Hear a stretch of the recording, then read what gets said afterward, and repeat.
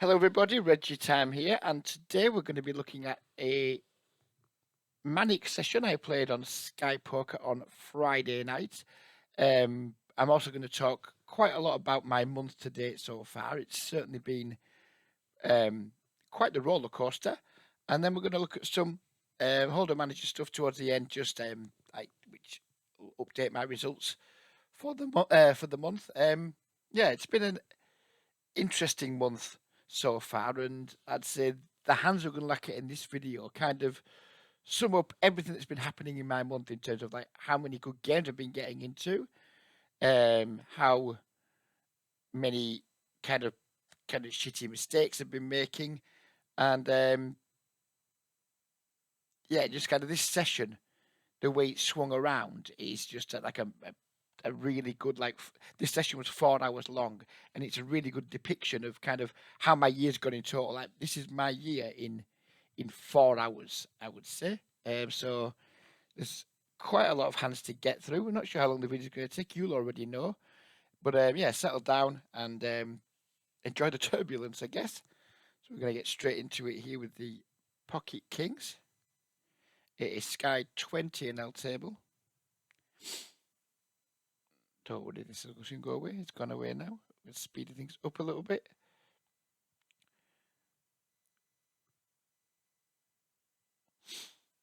This one can't go wrong, I suppose.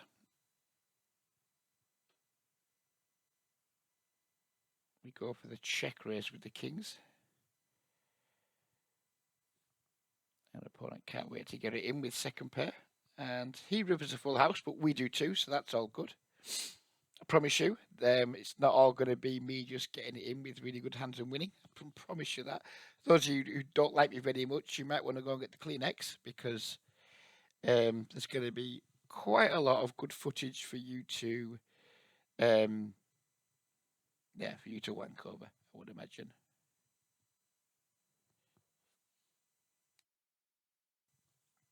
Here with the aces, we have, let's go back because I was too busy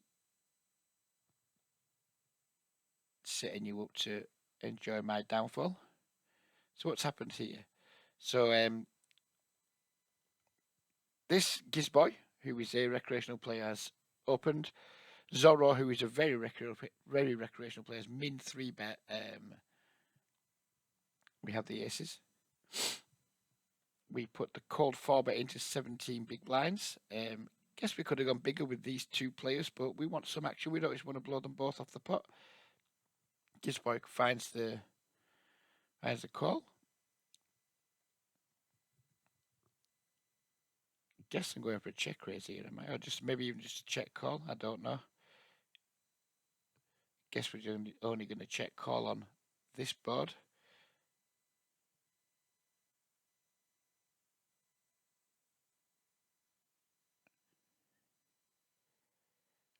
I mean, I'm interested in people's thoughts on this hand. Against two recreational players in a cold 4-bet pot, should I just be continuing doing my own betting here on King 9? I guess my thoughts at the time, and you know what my memory's like, I don't really remember what my thoughts were most of the hands, but there's going to be a couple that come back to me that will. Against a recreational player, do we just bet here, or do we have to check and just allow someone to either try and bet to protect a weaker hand, or just try and bluff? I'm not sure. Maybe there's some raising when he bet small on the flop. Maybe there's some raising now. Maybe there's just an awful lot of just bet ourselves, or at least bet flop. I'm not sure if we should have been checking here. I do actually remember this hand. And opponent had ace jack off in this hand, so we did win the maximum. But that doesn't necessarily mean to say that my line was good. Here we're just on the set man. I bet you can't guess what's going to come on the flop.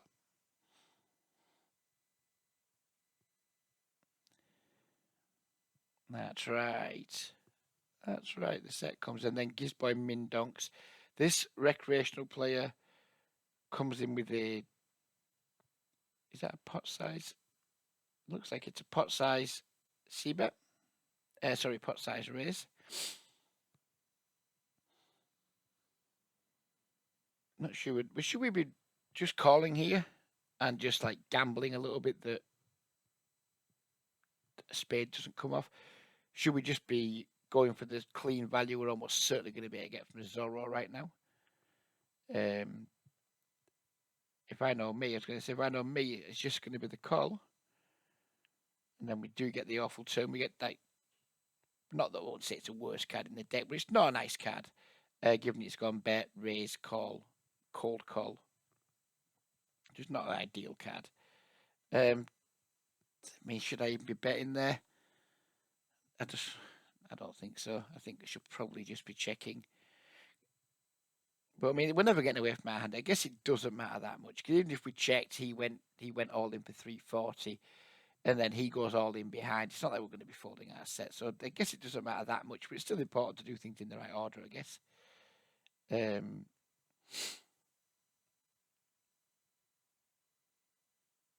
Zorro does get out of the way. We are up against the flush, which is whatever. And then we rivered the full house anyway, so a nice little bit of positive variance in our way. Now this guy was like the catalyst for the session. I played with him a couple of times now. He's interesting. He's very interesting to say the least. Jesus Christ, that probably came through on camera. That was quite a good one. And it probably sums up this session, actually, I would imagine. So yeah, this guy is just mental. He doesn't fall to 3 bets. He's just there. He's there for all the flops, and he's not there to hit the 4 button. We 3 bet the pocket jacks, as we should.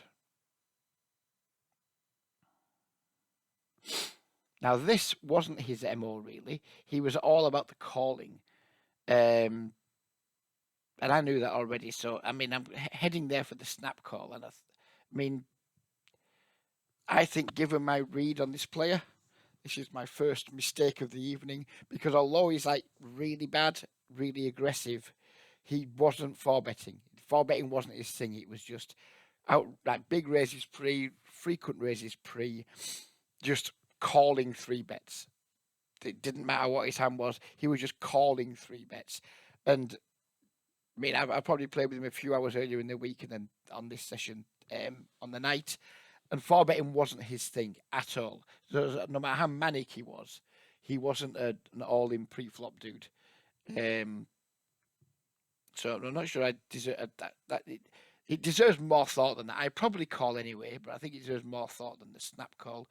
I mean, of course, he has the king because I don't care how manic you are. It's micro-stakes poker. If people are 4-betting, then it's usually going to be in the realms of queen plus, ace king plus.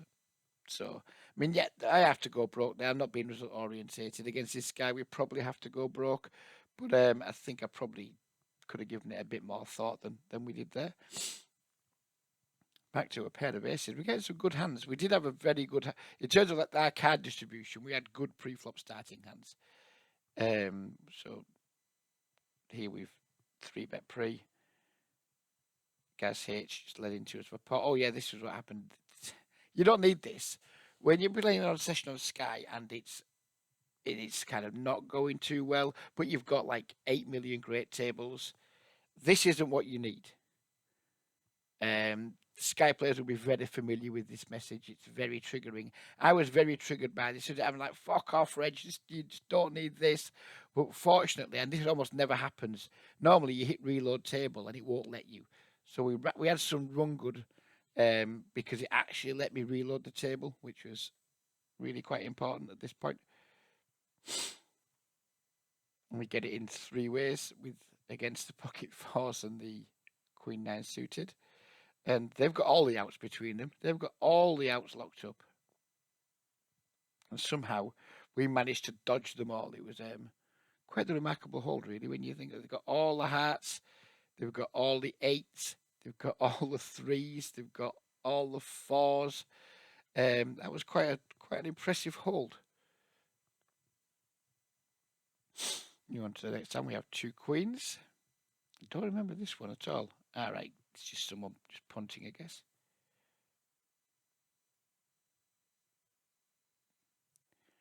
Yeah, that was just another pleasant gift. Not sure why that was made it in. I guess that's just made it in to show you just how good the games were, so we can have some context at the end. Here we got our friend Isle of Bats again. We're playing heads up, and I mean, this to me, I played heads up versus this fellow. It's fair enough. I get it. It's like 1:30 in the morning. Wow, was it really that time? Must have been. Well, it's not lying, is it? And there were sky eggs on other tables, and to their eternal shame, this table did not fill again. I mean, I was playing this guy heads up for, without exaggeration, 15 to 20 minutes. It is to every Skyrek who was playing at that time, it is to their eternal shame that they allowed me to play this guy heads up for that long. This table should not have been empty. I get it if it's like for 6 in the morning and there's no other eggs around. I get it, but it wasn't. It was like 1:26 Friday nights into Saturday morning. It's a scandal that I was allowed to play this guy heads up for this long. If you're a Skyreg and you're watching this and you're around at this time on Saturday morning, that you decided not to play this table, hang your head in shame.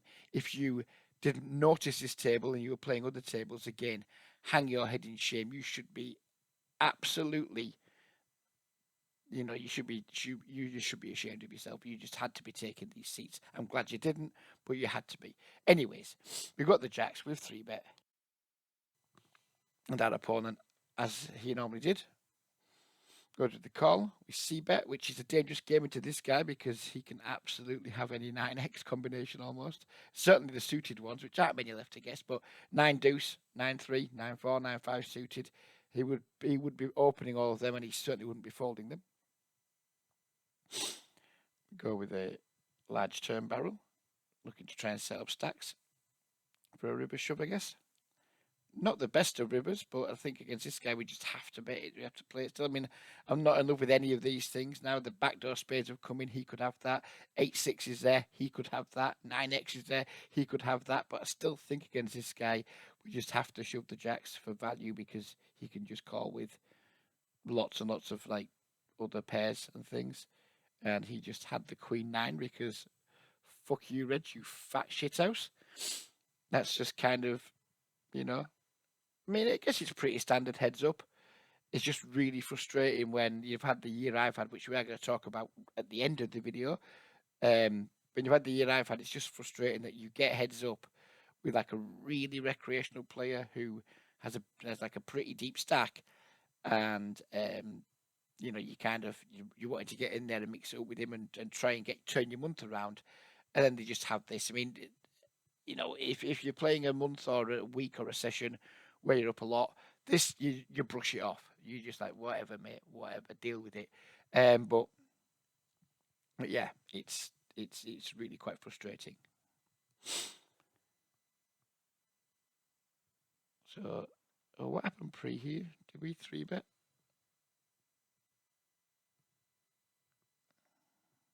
He's opened. We've 3-bet the 10-9 suited. Again, not sure if this is for value. I mean, he's just a bad player, and I'd want to play like big pots with him in position. He's going to call with like pretty much his entire range here pre-flop, which I don't know if this makes this better or worse. I just want to like try and play big pots with this guy in position as often as possible. Maybe we can just flat this though. Maybe I was going a bit overboard with the raising, but we're going to turn a flush then. Happy days for us. So we get all the money in, and he just had the ace-8 offsuits. That's like a cooler in reverse for him. I mean, he should just fall pre, of course, to the 3-bet. But once his flop comes down, we've got to give some balance here. I mean, we had the queen 9 earlier. The Jack's versus queen 9, and then we know we've got him straight back with this one. And he's entitled to feel, given from his perspective, when he flops trips in the 3-bet pot, he's entitled to feel salty about that.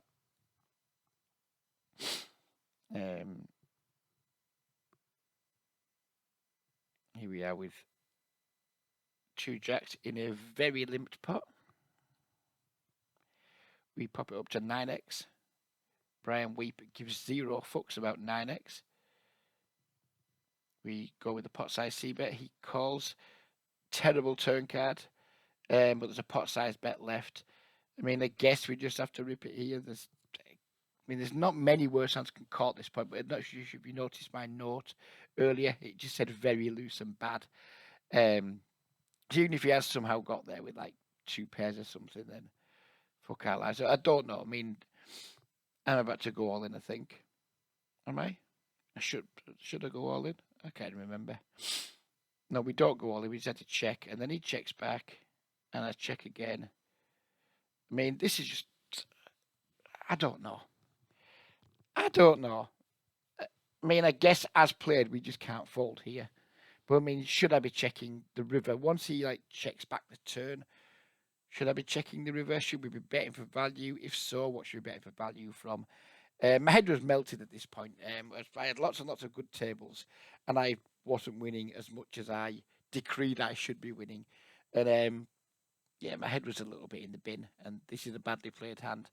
I think maybe against this guy, maybe just continue betting, just bet the turn, shove the river or whatever. And if he's got us beat, he's got us beat. But I just don't know what calls. But not knowing what calls, is that a problem against like these really, really like pretty bad and loose players? Do we just put the money in and let them decide what calls? Um, I think on the turn we can certainly be called by worse. We can certainly be called by just flush draws. Um, Maybe even just some one pair type hands like 9x queen 9 king 9, etc. I don't know. Maybe we should just put the money in. But anyways, we check and just pay him off because we're Reggie time, and that's what we've been doing this fucking month. Here we have the aces. We've 3-bet our friend again. He's put the 4-bet in, which he doesn't normally do. So we just want to kind of like reopening the betting and just hope to get all the money in. He just calls. We flop top set. This one can't be a lot of interest to be had, I wouldn't have thought. We bet he calls. We bet again. He calls. And river, again, not the best of rivers. We've now got to a pot where there's 200 big blinds in it against somebody who's just told you can have all of not all the flushes, but you can definitely have some flushes here. Maybe he probably doesn't have a straight very often. I mean, what's the straight? 10-7. Probably doesn't have that. 10-7 of spades exactly. Maybe. But it's kind of like it's an action killer, you would imagine, a lot of the time. We've got a really big pot already built, and then we've got like a pretty shitty river for getting paid. I mean, if he donks into us, we have to call and just feel a little bit like whatever. If he checks, we have to bet. We go for all of it. He calls, and it was just a real call. But again, though, as I said, my read is good on this guy. He just never 4-bets pre, and when he does, it's just always premiums. I'm surprised we didn't just get it in, to be honest with you, pre. Surprised he had the, whether he was just trapping, whether he was slow playing. Who knows pre-flop, but yeah, that one turned out nice. And we're lucky to get all the money, given it's a 4-bet pot, it's going down ace high. I guess we're lucky to get all the money there, and we dragged down nearly a 200, nearly a 400 big blind pot. Here we have tens. Not sure what's happened pre there. Not sure. I haven't quite captured it. But I'm guessing I've just. Can we catch it? Can we catch it and see what happens? I've opened pre and we have 2 callers. Jack XX, not ideal. We check. We should just bet here against these two. Without question, that is a bad check. Yeah. Then turn comes down a king. Not a good card.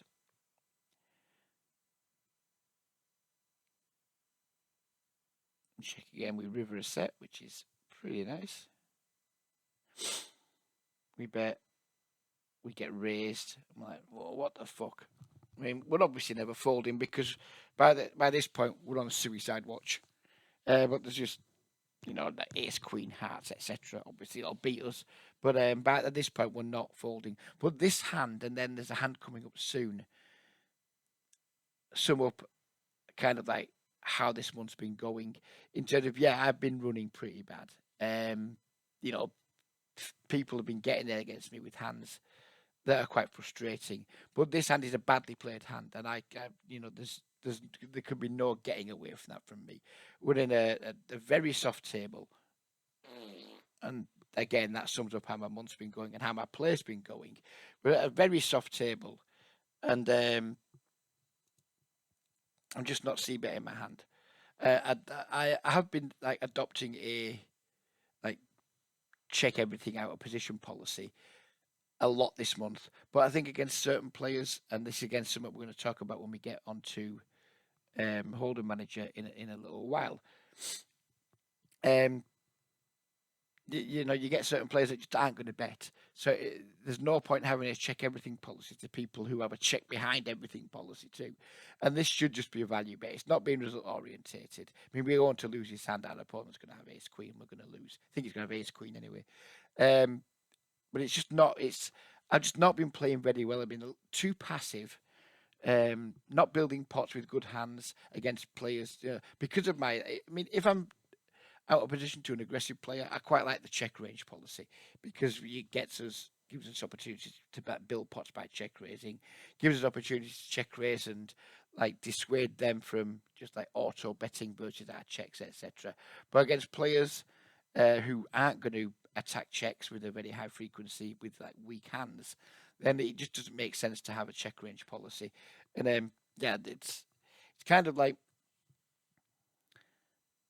I did want to talk about this at the end, but I think we'll bring it up now while we're here.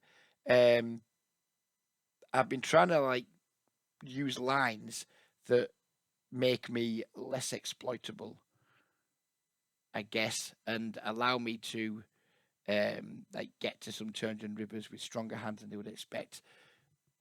I don't know what I'm trying to say really here, but I guess I've been trying to find standard lines for spots, and that isn't what the micro stakes is about.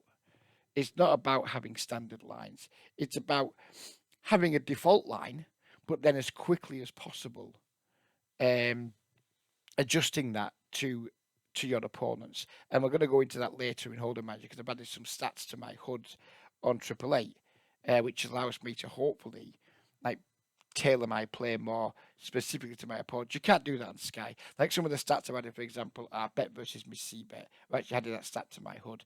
I've added a stat of probe turn to my HUD, probe turn out of position versus miss C bet, and I've also added donk bet to my HUD. And these like things you can't get that information on Sky. For example, I don't know how often Gizboy probes when we check back flops. I don't know how often Brian Weep bets when we miss C bets. Well, I kind of do now. It feels like he never does. But it's impossible to know that you can't have the HUD stats. So I've been like, well, we'll just do this all the time with like 100% frequency, because I've been looking for simplifications because I just haven't been playing well. So when you're not playing well, excuse me, I am very windy today.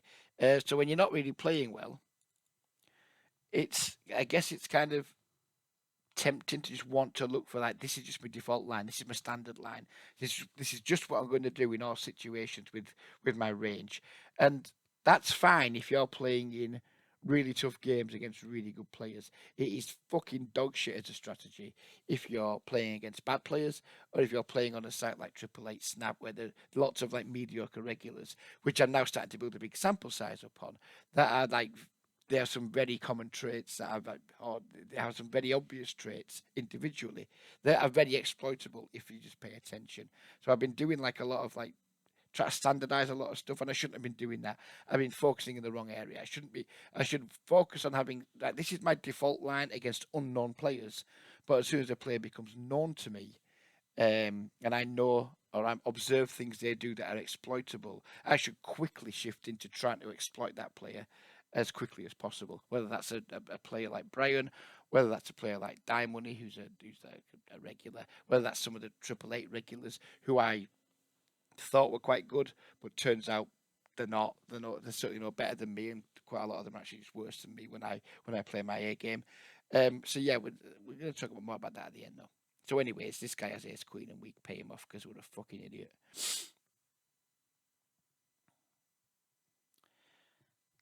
Right, so this guy's just 11x opened. Whatever. Can't see this hand getting too interesting. We go with the 3-bet. He's just going to go all in, I guess. But he's going to call, I guess. Yeah, whatever. Queen 7, good for you, mate. Not sure why that wasn't made. And I guess again that was just to show how good the games were. But I'm not sure what's happened yet. We didn't catch the start, but I think what's happened is he's limped. I guess we've ISO'd to 150. I guess he's called. Um, check. Silly Sally, who eats a silly sausage, comes in with the pretty large donk bet off on the off. Um, so what would I like to see myself do here? What Silly Sally got behind? It's quite deep. We started the hand probably close to 170 bigs deep, something like that. We need to be raising this here, obviously. Um, I'm pretty sure I'm not going to. Or maybe I do. I don't know. But this needs to be raised. It needs to be raised pretty big too. This player has bet a decent chunky size of the pot. I think we need to make this a size where we can just like be really aggressive on reasonable turns and just try and get as much money as possible. I think we should be going around 12 to 13 here because the board's just so textured. And if they do have like a top pair, they might not fold it. If they have a draw, they're never going to fold it. If they have a set of eights or two pairs, we want to get all the money in now before the board gets too bad. And that's on the small side. I think we could certainly go bigger there. Sadly, calls literally one of the worst cards in the deck. I mean, I guess the club could be worse, but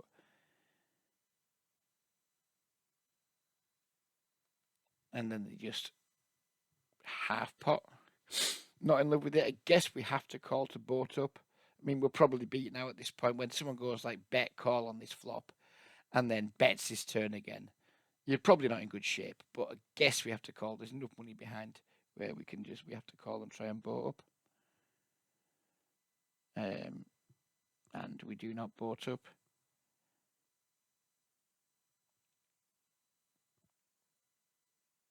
Sally tanks and goes all in, and this is just a very irritating but trivial fold. But these sort of spots are super, super irritating. That you just like, you've got like Silly Sally ended up being a blue tag. She was green at the time. She turned blue. You've got a very aggressive recreational player. You flop a set against them. You raise the flop. This board runs out like this. They donk the river. You know you're fucked. And it's just really, really irritating. It's 2:29 in the AM. I've had a session where I've had just like tons and tons of like really soft tables, and I'm not winning very much. It was frustrating, really frustrating. But you just got to put that to one side and just make these folds. Only I didn't. I called because I'm a fucking idiot. This is hands down. I think I'll struggle to make a worse call this year than this. And I'm not proud of putting this hand in, but there's no point in doing like a vlog diary type post type videos and then just like airbrushing this shit out. No point doing it. This call is unquestionably fucking horrendous. It was awful. This is a 300 big blind pot, and I've just called off close to I think 80 bigs on the river with a hand that can never be good. I'm a fucking idiot, and this hand more than any like really encapsulates just how many shit things I've been doing this year. This has happened a lot this year where we just had the best hand kind of going into turns and rivers. Then it's been very apparent we've not had the best hand, and I've given zero fucks and put the money in anyway. It's not good play. It's frustrating because, a set of tens is entitled to want to win a big pot here. But I've done it way too often, where I've just knowingly been beat and either just made a fucking harebrained bluff or a fucking ridiculous call like this. And to be honest with you, I've had the results I've deserved. I've been sat there thinking, about getting a bit fed up with myself, getting a bit salty about how bad I run, etc. And it's true, I have been running bad, but this is just purest dog shit. It is the purest of pure dog shit, and I deserve to lose every penny of this fucking money here. And this is a particular hand where I thought if any of my less committed viewers towards me wanting to watch this is a spot where you're probably already just fucking jizzed all over yourself. But if you haven't already, go back and look at how quick a snap called. It was fucking horrendous, and it should give you an awful lot of pleasure. This is really bad. Anyway, back to something much more exciting. We have the pocket aces. We are three betting I love bats. You can see my stack's gone down from whatever it was earlier to this again. We've just been losing a series of like annoying small pots at this table. I mean, just look at the state of this fucking table, man. And I've somehow managed to make a stack go from like £110 down to 90 again. It was I was literally on suicide watch at this point. I was gone. I was gone in the head, but I couldn't leave because I mean, it's after in the morning, and we've got tables like this where you just don't leave. It's just your job to stay up and just grind them. Anyway, we've three bet pre. Nick's called. He's min bet this flop. At this point, I'm just like, oh, fuck off. Just, I mean, we should go back and give this a bit more. I mean, on the flop, he's min bet. He's cold called a three bet. He's min bet the flop. We should probably just raise. I didn't. I called because I'm a fucking idiot. On the turn, he bets £9. We should probably just call him. We did. Ribber bets 90 pence. I think we just need to raise this Ribber. I mean, doesn't look like he's got. I mean, it looks like a king. Maybe he's got a queen. He's got a queen. I guess. I'm about to just call this Ribber. And theoretically, I think we've left 9-6-9 on the table. I mean, he had the 9 queen off because who doesn't have the 9 queen off when they call a three bet out of the big blind? But we should lose more there. Without question, we should double him up there. I mean, yeah, again, and this hand kind of sums up just how I've been running. I've been getting on some incredibly good tables. Then we find a guy who cold called a three bet with the queen 9, and he's then rewarded with that with the trips. And I can't say I haven't been tilting because obviously the previous hand with the set of 10s proves that I'm not immune to tilting. But this is just like the injustice of this, or how it makes you feel at the time. It's just like the infuriating thing because fine, you've lost your money, but I had this table, and by this time of night, I think still 3 or 4 others, and it's just kind of, you've got to get it out of your mind, and you've got to just carry on grinding. And to my credit, I did carry on grinding, but yeah, it wasn't fun. It really wasn't fun. So here we have Ace King. I'm not sure why we haven't captured this, but I think pre-flop it looks like it's just been open 3-bet call, or maybe even, well, I don't know, but anyway, somehow we've managed to get £9.26 in pre against a friend of the channel, Reeler, who checks back. We turn the ace. We go with the bet. Reeler snap calls. We get a pretty crummy river, but as I said, I'm on a suicide watch by now. I mean, this again, there's just no way this should be a call. There's just like a 4-liner out there. We just have one pair, top kicker. Someone's asking us to put like £20 in on the river. This just isn't going to be a bluff very often at all. Certainly nowhere near with the high note. This is nothing against Reeler. It's against all players. There's just not enough players are going to be capable of finding a bluff here to make this a profitable call at the micro stakes. But as I said, at this point, we the rope was up. The rope was up. It was slung around the fucking and the banister at the top of the stairs. And I was ready to put my fucking head in the noose. We called, and we got very lucky that Reeler just had the gut shot that didn't improve and decided to bluff it on the river, because very few players are going to find this bluff in these games. And fair play to Reeler for trying it. I think it's a decent bluff attempt from him in the pot. And he was just very unlucky that I was not in him to fold at this point. That is bad. Another badly played hand from me. Reeler was getting frustrated with I love bats too. I think Reeler was on the same mental ward as I was at this point.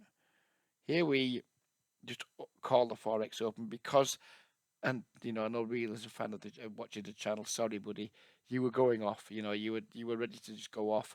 I didn't want to 3-bet and have any of these players behind fold anything, but particularly Reeler, because I thought there's a chance that he might just be ready to like lose his mind a little bit. Maybe that's no excuse. Maybe we should still 3-bet, but I wanted Reeler in the pot. Now you can see in the chat, I am tilted already. He hadn't been playing longer. I was like, me too, and I thought that. I was being very honest with him. I like Reeler. He's chatty at the table. He's good company. He's good fun. I don't take. I mean, of all the players, on Sky, I don't feel guilty about felting many people. Reeler's a nice guy, and You know, if I'm going to felt anyone, really would be my last choice. But given the way it's been going, you know, I'd felt my own fucking granny right now. Anyway, we turn the nuts.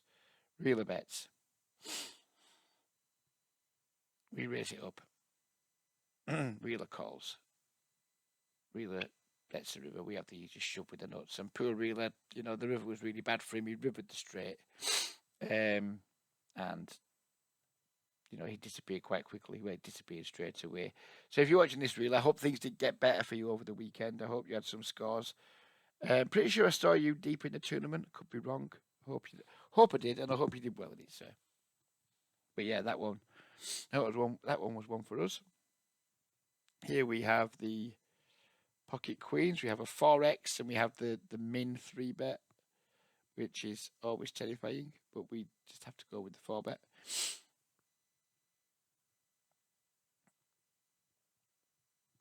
With 2 queens.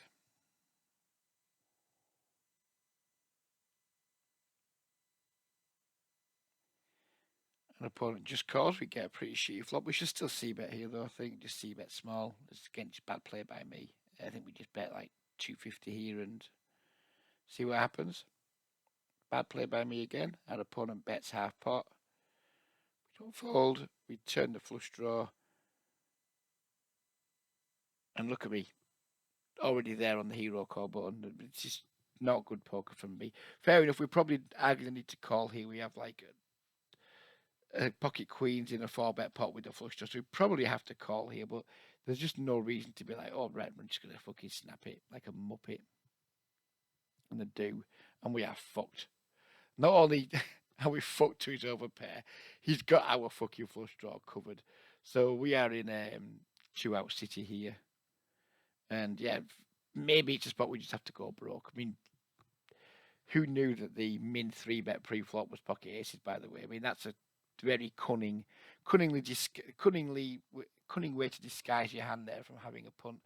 I mean, the clue was there pre, but when he didn't jam pre, I'm like, right, fine, he doesn't have aces then, you know, but whatever. I guess he can have ace king, but hopefully, you know, at least have the heart out. It's just shit, Reg. You're just a fat shit house, aren't you? Here we have the ace jack, which so I managed to get a stack up to 144, which is nice. We get the limp call from Isle of Bats. We get a good flop. We're going to just bet, I guess, on this end.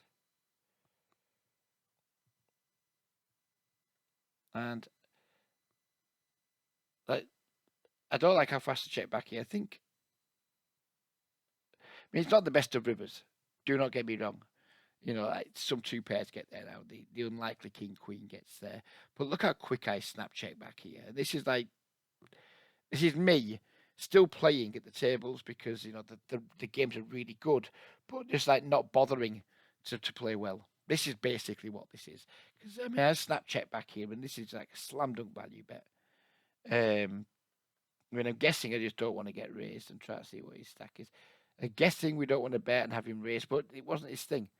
Check raising wasn't his thing. You know, when he had good hands that he thought were the best hands, he just donked. Simple as that. He just went bang and he donked big. So when he doesn't donk, we used to have a slam dunk value bet because like King Jack, Queen Jack, maybe some 10x. There's so many things that you can just call with. But look how quickly I check back. Like, it's embarrassing. We check back within like 2 seconds. It's fucking shameful. Pitiful. I mean, we lost a hand, but that's not the point. I should have lost more there. If I'm playing well, I lose more money there, and I just deal with it. Here we're going with the 3-bet with the ace king suited. Flop ourselves an ace. Bet. Bet. And hopefully we just shove the river. That's what we should do. We do. And look at that. Would you look at that? 3-bet pot pre, queen 7. Flops the 7, turns the flush draw, rivers the trips, and just drags down this. At this point, I mean, look at it, it's 4:10 in the fucking morning, and this is happening. And I'm just like, fuck my life. What are you doing with your life, Reg? What are you fucking doing? It's 4:10 in the fucking morning. You've been battling for fuck knows how long, and this is happening. Like, just fuck right off. What? What are you doing with your life? You fucking. Surely there's easier ways to earn a living than this. Surely to Christ there's easier ways to earn a living. Anyways, right, here we go again. We go again, as Spraggy and Stephen Gerrard are keen to say. We flop a full house. This cannot possibly go wrong. Things are looking up. We've got super deep against an absolute maniac, and he's just like c-betting into us. We should probably raise here, but I don't want Ricky to fold. He checks the turn. We have to bet. I should bet bigger because we know the guy doesn't like folding flush draws. We know he loves suited cards. He can have a 4. Whatever size I make this, it's not big enough. 660, pathetic, Reg. Grow up. Get that up to 3/4 pot plus. Because if he's got a hand that's going to call 660, he's got a hand that's going to call a tenner. You fucking wanker, Reg.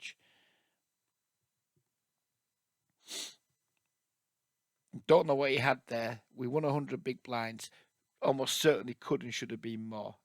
Even though we won the pot and we can be quite pleased about it, we potentially left an awful lot of money behind there. To me, that is not a well played hand. Once this guy donks the flop and checks the turn, just don't bet 660, Reg. He's either got a hand he's calling with or he hasn't. And this guy was not. He was not sensitive to sizing. So to just bet £6.60 there again, is fucking pathetic from me. Because we maybe, who knows how much we left on the fucking table. I mean, he called the river too. So if we'd have made it £9 on the turn rather than 6, then maybe, I don't know, an extra 25 instead of 17 on the river, that would have been an extra fucking like 10 or 15, 10 or 11 pounds we could have had. Fuck off, Reg. And this is the last hand of the video. And the main reason this hand's in here is because this guy is a serious prick. I don't like calling players out of Sky anymore because Sky did threaten me with being banned, but he's just an asshole at the table, constantly just berating players. To be fair, mostly regs he gets after. He's just some absolute wanker of a chatbox warrior. He's there always criticising people's players, telling them how bad they are, etc. Then he'll sometimes be in league with Larson and just abusing the other regs at the table. He's just a cunt. He's just a horrible, obnoxious cunt. So we're putting his hand in because he plays his hand fucking shit here and just dumps a stack on me. And I kind of just want to show the fucker up for a little bit for what he is. He's a cunt. He's a prick. And he goes around criticising people for their play, and then he just does shit like this. So fuck you, DTD Dex. You are a fucking idiot. So we just call. He bets his flop, which is reasonable. You can expect his range to bet this flop for a pretty big size, low paired board. Happy days. Turn top pair, so obviously now we're glued to the hand.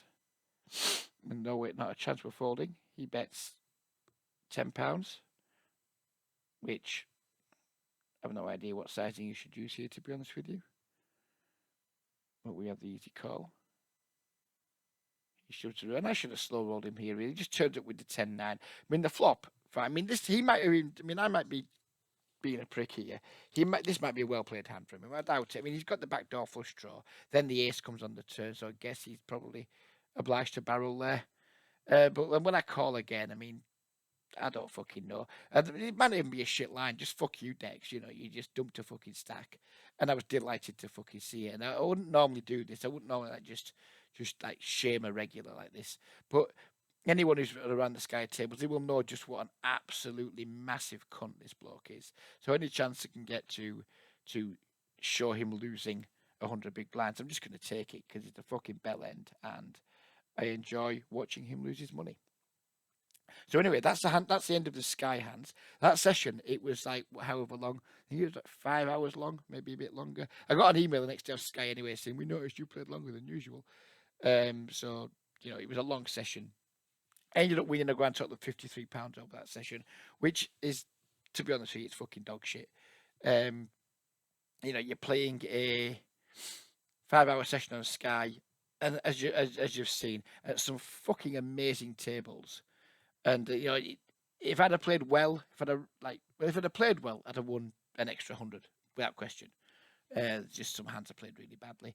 If I'd ran well, it could have been like one of those nights where you just win, like 10 buy-ins in a few hours. As it is, I won 53 fucking quid, which is better than losing, of course, but it felt like a loss because the tables are so fucking good and I made so many mistakes. It actually felt like a loss. I remember finishing the session and I felt quite low because fine, if you have a session like that and you just run really badly and you end up still winning, sometimes you can be quite pleased with yourself. But I wasn't at all pleased with myself. It was probably the worst I've felt after a winning session in a while. Just didn't play well, and it gave me some quite serious pause for thought about what is going on.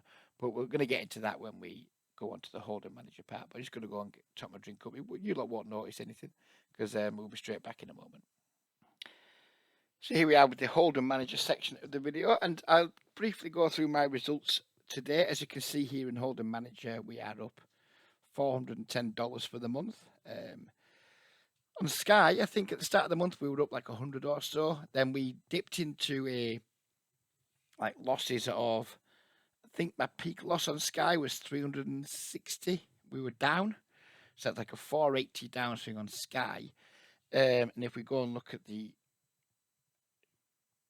graph results here, we also had a, whatever that's going to be, 500 down to 100, like a $400 downswing here. So I think I spoke in Discord yesterday, and I think I estimated my total downswing to be around £700 at one point during the year, which is really quite annoying. But if you look at it from just after Christmas, I'm up whatever, I'm not sure how much it'll be now, but it's decent. So it depends how you look at, you could take a certain snapshot of any part of your year and make it look good or look bad or feel good or feel bad. But that's just like the swings of poker. But £700 cash gain downswings for me are incredibly rare. It's unfortunate that I started the year with one. But maybe it's fortunate long term because it's made me, well, as you can see from this here, I mean, there's some heat in this, but there's some good play too. It made me take stock. I think I played another cash game session on Sky on Saturday night. It was another winning session. We got I think on Friday it was like 360 down on Sky or something like that. And anyway, now we're only 120 down. So it's been like it's been a good recovery. And I think it was Saturday evening. I played from, I don't know, 7 o'clock, 7:30 through till around midnight. I stopped, took a break, came back to the tables, didn't look too good. And I'd not bothered with Triple Eight for a few days because I was like, no, just play Sky, get some soft games in, try and regain your confidence. That failed. My confidence didn't come back. Fair enough, my results improved. But as you can see, by Friday, having good results, like the hand we looked at, in terms of I won some money, but it didn't improve my confidence. If anything, it made my confidence dip because I knew how badly I played, even though I won. I was like, well, let's just play some fucking Triple A. Just see how the games. It's Saturday night. Games are probably going to be good. And I had a really good session. Then I played, I think, 3 sessions yesterday, and I won all of them. So this is like a really nice recovery. In terms of big blinds, we're actually at our peak for the month now. Just really pleased with this recovery. Yeah, there's been some run good. Can't deny that. We were around break even with the EV, but even a line for that, the EV line's going back up nicely. If we look at that in dollars, probably get a clearer view of that. So we set off. I think it was around here where EV and actual money won were kind of where they should be, and then we were doing okay. Then we just held. We've won our flips and we've held. So we've had a bit of good fortune, but also good play too. Because I'd have been happy just with that orange line in terms of my results. But the fact we've ran good as well, it's quite pleasing. It makes me feel like things are turning around in terms of how I'm playing, but also like my luck's turning around too. And that's a fishy thing to say, but it's important that to acknowledge that we all lose confidence in our luck too. We shouldn't, because it's fucking nonsense. It's bullshit. Just because we've been running bad doesn't mean to say we're going to continue running bad. But it does. It affects our play. It affects spots that sometimes we take, sometimes we don't take. It really shouldn't happen, but we're human beings. And spots where you're like, right, we could just get it in here and blah blah blah, run it, flip. But because you've been running bad, you try and like avoid the variance and take a different line. We shouldn't do it, but we do. So hopefully, it feels like I'm almost back at full steam. This has been like really good. We've had this upswing here of like $300. We've had the 200 odd pound upswing on Sky. So things have gone really well over the weekend in terms of like restoring like some of my balances. But I'm not ready to believe yet. I'm not ready to trust in myself that we're through it, because it's been a long time. I've spent probably 10 days just like losing most days. It's not been a lot of fun. If we look at like um the sessions, we've had this run where we just had 5 winning sessions in a row, but before then it wasn't pretty. There's a lot of red out there. It's just like losing, losing, losing, losing most of the time. And when I'm winning, I'm only winning because maybe we've run good or something.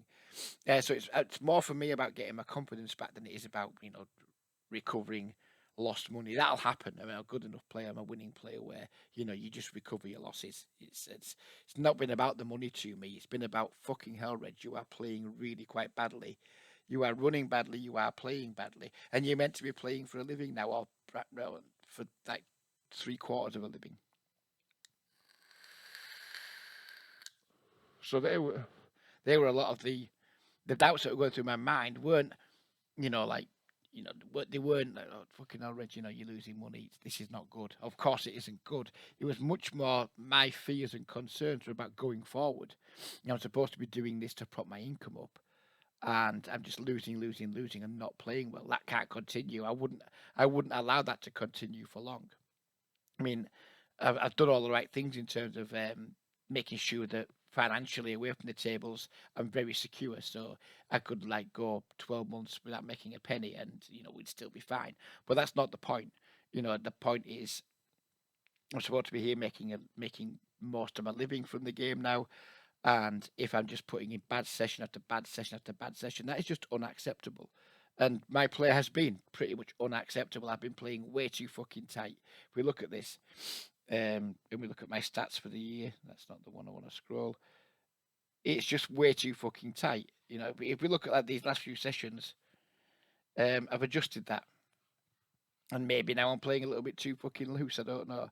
Certainly with the 3 bets, because if you look at like this is what I was doing 17, 18, 16.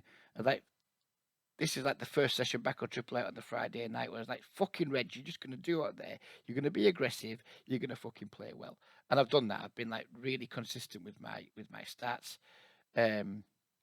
Higher 3-bet. Just playing much, much, much better.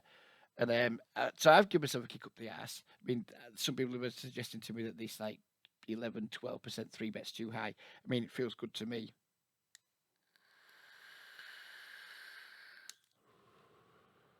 But who knows? Maybe they're right. But it's just been going like a lot better, and this is because of the like extra HUD stats that I've added. As I talked about earlier, but I did a donk bet stat, which is kind of neither here nor there. That's not a very important one. But the bet versus miss C bet in position and the probe turn versus miss C bet out of position, they're really important stats that I haven't had in my HUD. And it's massively helped. Not just helped because it's helped me read hands easier,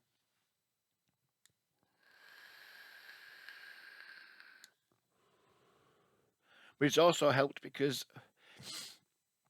it's helped me. It's made me aware of just how passive lots of players are. I didn't have them stats, so I was just like checking range 100%. And then there's no point checking range 100% to somebody who's only betting 30% versus miss C bets. There's no point doing that.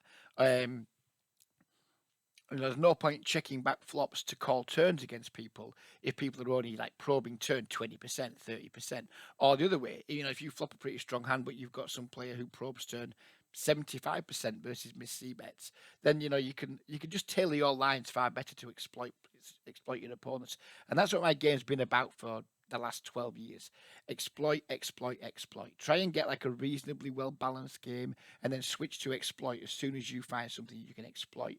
And that's what my game's been built on for 12 years or more.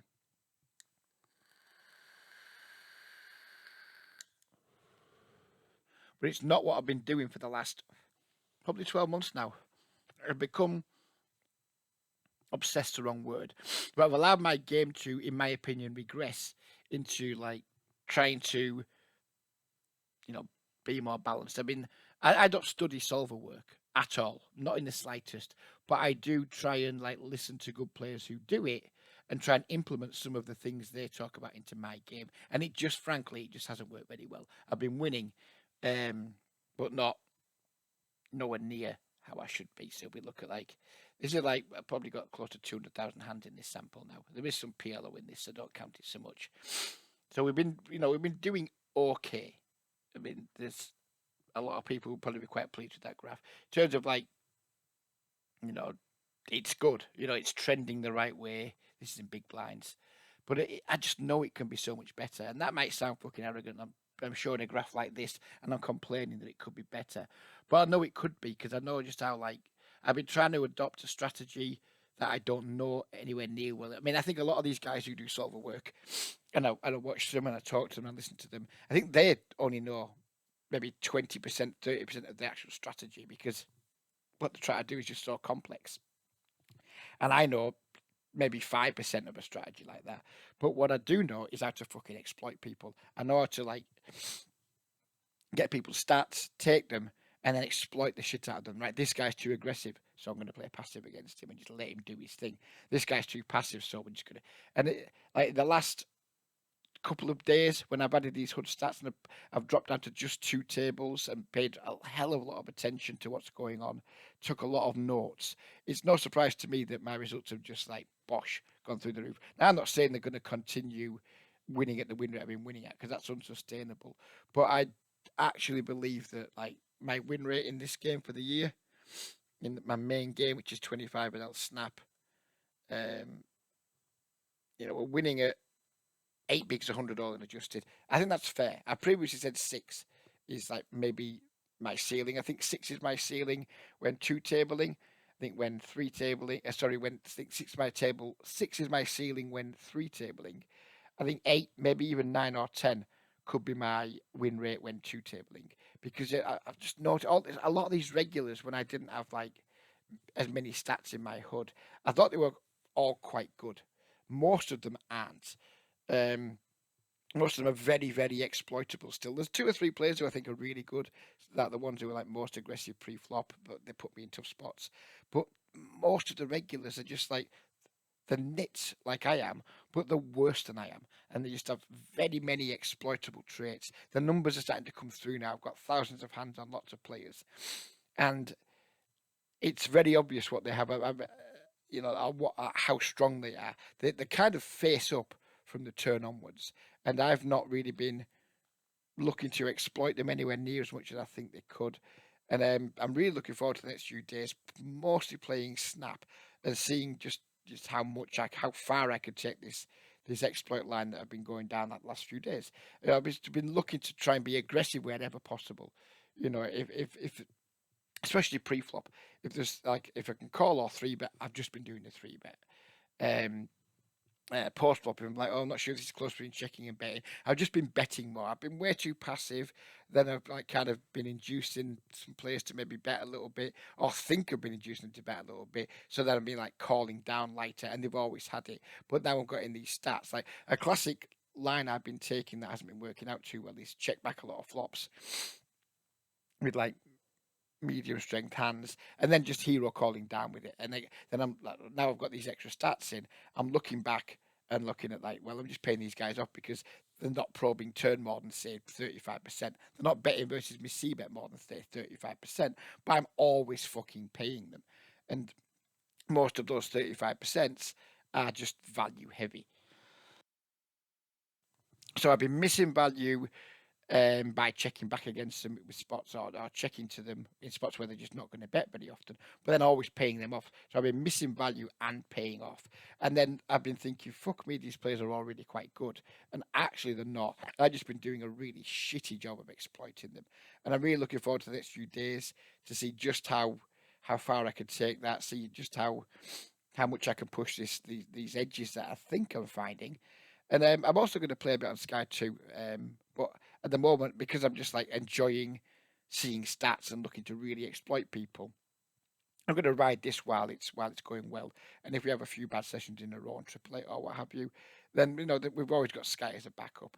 But yeah, I guess we're going to wrap this up now because we've got to the hour. Basically, the month we're in profit. We're up whatever $410, which is what 300 quid, 280 quid. We're down 120, 130 on Sky, so we're not doing that great. We're only up maybe 200 quid for the month, but we're only halfway through the month. So it can still, if we have a strong finish to the month, we can still have a good finish. But hopefully, I've just learned a lot about myself. Stuff I shouldn't need to learn, to be honest with you. At this stage of my poker life, I shouldn't need to learn this stuff. But we're always learning, aren't we? We're always prone to um, peaks and troughs of playing well and playing badly. It doesn't matter how good you are, how experienced you are. You're still going to go through spells where you just play badly and lose confidence. It will happen again throughout this year. Maybe it will happen again this month. But all we can do is just keep on being really honest with ourselves, which I always am, and not make excuses for ourselves when it's going bad, not get too carried away when it's going well, and just hopefully by the end of the year, this figure here is at 12,000, and I can consider it all round pretty reasonable year. So yeah, we're going to leave it there. Any comments or questions? Please do leave them below. I do try and get back to them where I can. I'm happy to get this vlog going. It depends on how many views it gets, because sometimes I felt under pressure to play certain games just to try and create content.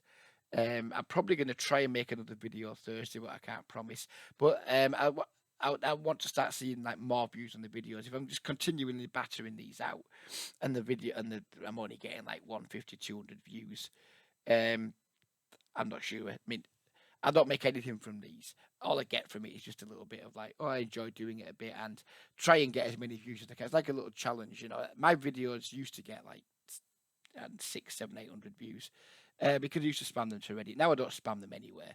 But I'd like to just like try and like just build the views. I'd like to try and start getting average 400 or 500 views per video. If that doesn't happen, if the videos continue to just get like 150, 200 views, I'll probably wind it up at some point. So if you would like to see the videos keep coming, please do keep commenting, keep hitting like, sharing, etc. Because the only reason I do the channel is just out of pure fucking narcissism, really. And if the views don't start improving, and this isn't a threat or anything like that, it's just telling you where I stand. The views don't start improving to like regularly hitting 300, 400 views per video, I'm going to lose motivation to do it. So please support the channel by liking, by commenting, by sharing and what have you, and see if we can build the channel a little bit. But we're going to leave it there now. I'm going to shoot off. And yeah, take care. Have a great week, everybody. Run well, play well, and stay safe. Bye bye for now, everyone.